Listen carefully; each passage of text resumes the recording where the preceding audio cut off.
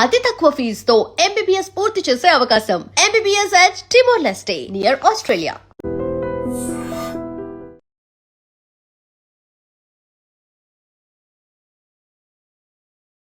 తూర్పుగోదావరి జిల్లా రాజమహేంద్రవరంలో అత్యంత బాధాకరమైన కలిచివేసే ఘటన వెలుగు చూసింది.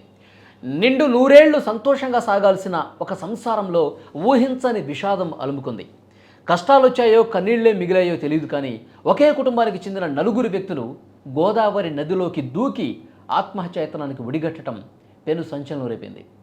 ఈ తీవ్ర నిర్ణయంతో ప్రాంతం మొత్తం కూడా ఒక్కసారిగా దిగ్భ్రాంతి గురైంది. అసలు డీటెయిల్స్లోకి వెళ్తే, పంచాయతీరాజ్ విభాగంలో అసిస్టెంట్ ఇంజనీర్గా విధులు నిర్వహిస్తున్నాడు నూకరాజు.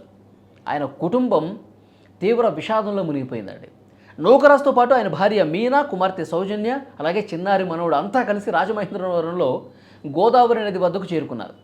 అంతా చూస్తుండగానే క్షణికావేశంలో నలుగురు ఒకరి తర్వాత ఒకరు గోదావరి ఉధృత ప్రవాహంలోకి దూకేశారు. కళ్ళ ముందే జరుగుతున్న ఈ ఘోరాన్ని చూసి అక్కడున్న వాళ్ళంతా ఒక్కసారిగా షాక్ అయిపోయారు.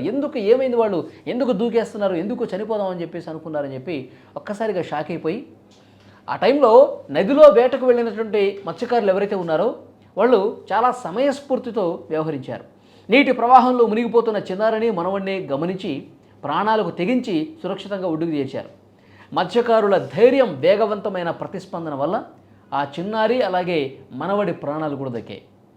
కానీ బ్యాడ్ లక్ ఏంటంటే, నదీ ప్రవాహం తీవ్రంగా ఉండటంతో నూకరాజు, ఆయన భార్య మీనా, కుమార్తె సౌజన్య నీటి ఉధృతికి ఒక్కసారిగా వాళ్ళు కొట్టుకుంటూ వెళ్ళిపోయారు. ఈ విషాద ఘటన గురించి సమాచారం అందుకున్న వెంటనే స్థానికులు పోలీసులకు సమాచారం ఇచ్చారు. పోలీసులు అక్కడికి చేరుకున్నారు, పరిస్థితిని పరిశీలించారు, సహాయక చర్యలు ప్రారంభించారు. నదిలో గల్లంతైన ముగ్గురి ఆచూకీ కోసం గజ ఈతగాళ్లు స్థానిక మత్స్యకారుల సాయంతో గోదావరిలో విస్తృతంగా గాలింపు చర్యలు చేశారు. ప్రత్యేక బోట్లతో ప్రవాహం ఎక్కువగా ఉన్న ప్రాంతాలను జల్లెడపడుతున్నారు. అసలు ఒక ఉన్నత ఉద్యోగంలో ఉన్న నూకరాజు కుటుంబం ఇలాంటి తీవ్ర నిర్ణయం ఎందుకు తీసుకోవాల్సి వచ్చింది?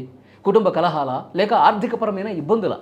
సమాజానికి చెప్పుకోలేని మరేదైనా తీరని వ్యధ ఉందా? తీరని వేదన వీళ్ళని ఈ దారుణమైన అడుగు వేసేలా చేసిందా? ఈ కోణంలో ప్రస్తుతం పోలీసులు లోతుగా దర్యాప్తు చేస్తున్నారు. ఒడ్డుకు చేర్చిన బాలుణ్ణి పోలీసులు, వైద్యులు పర్యవేక్షిస్తున్నారు.